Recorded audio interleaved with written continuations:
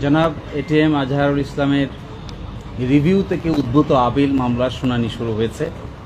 আজকে আমাদের পক্ষে শুনানির প্রায় 90 ভাগ শেষ হয়ে গেছে। বাকি 10 ভাগ শুনানির সকালে 1 নম্বর আইটেম আকারে বাকি অংশ শুনানি অনুষ্ঠিত হবে ইনশাআল্লাহ। আমরা এই শুনানিতে মূল কথা যেটা বলেছি, প্রথম হলো আমরা বলেছি রাজনৈতিকভাবে উদ্দেশ্য প্রণোদিত হয়ে জামায়াতের নেতৃবৃন্দকে আগে ফাঁসি কার্যকর করা হয়েছে। তিনি এখনো বেঁচে আছেন। তার ফাঁসি যে রায় দেওয়া হয়েছিল এটিও ছিল রাজনৈতিক বিবেচনায় তাকে টার্গেট। কারণ হলো যে একটি ঘটনায় তাকে ফাঁসি দেওয়া হয়েছে, সেই ঘটনায় সাক্ষীরা এসে আদালতে বলছেন যে তারা 3 কিলোমিটার এবং 3.5 কিলোমিটার দূরে থেকে তারা দেখেছেন যে আজহার সাহেব নাকি ঘটনার সঙ্গে জড়িত। এবং এটাও বলেছেন যে আয়োরকে নিয়ে যে স্টেটমেন্ট আমরা বলেছি, আয়োর কাছে যাওয়া যে এই স্টেটমেন্টটা আদালতে যারা এসেছেন তারা না আসা সত্ত্বেও আমাদেরকে কোনো কন্ট্রাডিকশন নিতে দেন নাই। এবং কাস্টমার ইন্টারন্যাশনাল ল অর্থাৎ আন্তর্জাতিক আইনের প্রযোজ্যতা হবে না এই মর্মে আপিল বিভাগ আগে রায় দিয়েছেন জনাব কাদের মোল্লার মামলায়। আমরা আজকে এটাও বলেছি যে আন্তর্জাতিক আইনের প্রযোজ্যতা ছাড়া ইন্টারন্যাশনাল ক্রাইমস ট্রাইব্যুনাল আইনের অধীন সম্ভব নয়। আমি আশা করব আমাদের আপিল বিভাগ পূর্ণাঙ্গ বেঞ্চ আন্তর্জাতিক আইনের প্রযোজ্যতা এখানে অবশ্যই পজিটিভ অর্থে ডিসাইড করবেন। জনাব আজহারুল ইসলাম সাহেবকে 2 নম্বর, 3 নম্বর এবং 4 নম্বর চার্জে যে মৃত্যুদণ্ড দিয়েছেন, এই মৃত্যুদণ্ড থেকে তাকে বেকসুর খালাস ইনশাআল্লাহ। এবং এটা যে আগে জনাব কাদের মোল্লাকে শর্ট অর্ডারের মাধ্যমে যেভাবে মৃত্যুদণ্ড কার্যকর করা হয়েছে, এই কার্যকর মৃত্যুদণ্ডের প্রসেস এই ভারতীয় উপমহাদেশের 400 বছরের ইতিহাসে এই ধরনের কোনো ঘটনা কোনোদিন ঘটে নাই। তারপরেও একজন ব্যক্তির রিভিউ মামলা নিষ্পত্তি হয়ে যাওয়ার পর একটি সংক্ষিপ্ত আদেশের মাধ্যমে তার মৃত্যুদণ্ড 2013 সালের 12 ডিসেম্বর কার্যকর করা হয়। তড়িঘড়ি করে, যেহেতু 14 সালের 5ই জানুয়ারি নির্বাচন হওয়ার কথা ছিল, তাই রাজনৈতিক প্রতিপক্ষকে ঘায়াল করার জন্যই তড়িঘড়ি করে শর্ট অর্ডার দিয়ে একটি মৃত্যুদণ্ড কার্যকর করা হয়েছে। এসব কিছু নিয়ে প্রশ্ন উঠবে এবং সবকিছুই আদালতের রায়ের মধ্যে আসবে। অতীতে যাদের ব্যাপারে এই ধরনের অবিচার করা হয়েছে, মৃত্যুদণ্ড কি পদ্ধতিতে কার্যকর করা হয়েছে, কি ফাইন্ডিং দিয়ে কার্যকর করা হয়েছে, সবকিছুর ব্যাপারেই আমরা আজকে সাবমিশন রেখেছি। আমরা আশা করব আমাদের এই উচ্চ আদালতের পূর্ণাঙ্গ বেঞ্চ তাদের রায়ে এই সব কিছুর একটা রিফ্লেকশন থাকবে এবং বাংলাদেশে অতীতের করা এই বিচার ব্যবস্থার একটি সম্মানজনক সমাধান হবে। আপনি কয়েকটা জায়গায় একটা জায়গায় আপনি এটা বলার চেষ্টা করেছেন, আর আরেকটা বলেছেন যে বিচারকটা বলেছেন যে এই যে ভুলটা উনি বলছেন যে আজহারুল ইসলাম ছিলেন না, ওনারা বলছেন যে না এটা সত্য হওয়া উচিত। আসলে কি বলার চেষ্টা করেছেন? একজন সাক্ষী যিনি 4 নম্বর সাক্ষী ছিলেন রাষ্ট্রপক্ষের, তিনি আদালতে এসে আমাদের ক্রস এক্সামিনেশনের জবাবে বলেছিলেন যে এটিএম আজহারুল ইসলাম সাহেব ঝাড়ুয়ার বিলের ঘটনার সঙ্গে জড়িত মর্মে তার কোনো সম্পৃক্ততা নেই, এই কথা আদালতে বলেছেন। কিন্তু সেইটিকে অতীতের আমাদের আপিল বিভাগ এই নেইটিকে তার সাথে সত্য নয় বলে পড়তে বলেছিলেন আমাদেরকে। আজকে আদালতকে আমরা এটা দেখিয়েছি যে সাক্ষী যখন সুনির্দিষ্টভাবে বলেন যে তিনি ঘটনার সঙ্গে জড়িত নেই, এর মধ্যে অন্য কোনোভাবে পড়ার আর কোনো স্কোপ নাই। আর আরেকটি কথা, এখানে 6 কিলোমিটার দূর থেকে দেখছেন যে ট্রেন থেকে আমরা নামতেছি।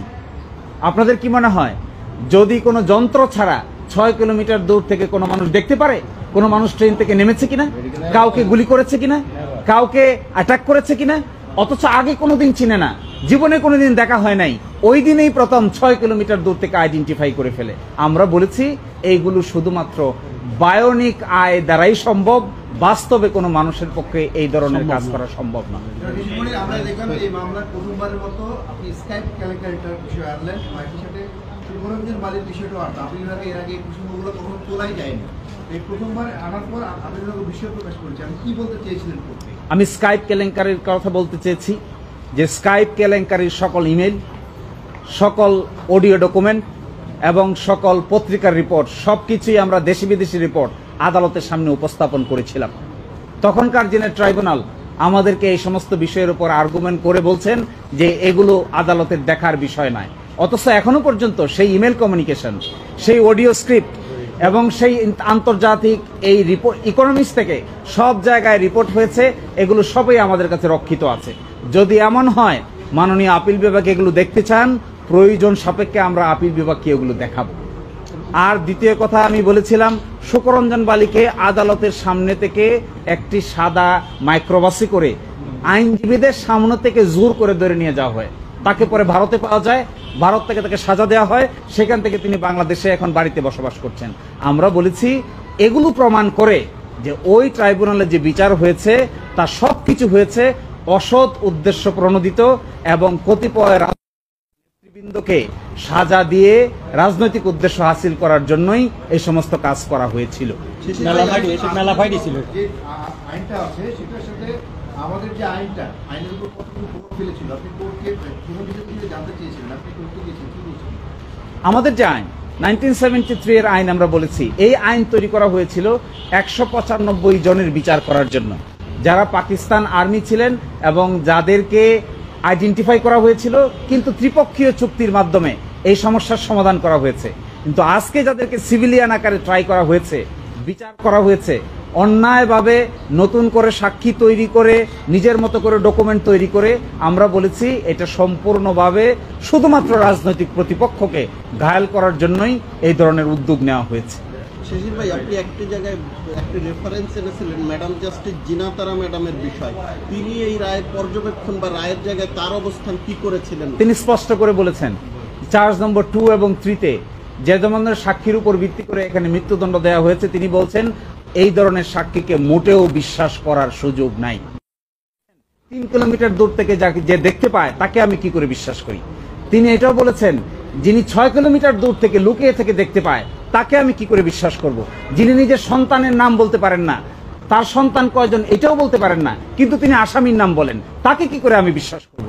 এই কথা বলে তিনি এদের সাক্ষ্যগত কোনো মূল্য নাই এবং এদের উপর বিশ্বাস করে কাউকে সাজা দেওয়া যাবে না, এবং এটিএম আজহার সাহেবকে 2 নম্বর চার্জ এবং 3 নম্বর চার্জ থেকে তিনি বেকসুর খালাস দিয়েছেন। ঠিক আছে, ওকে।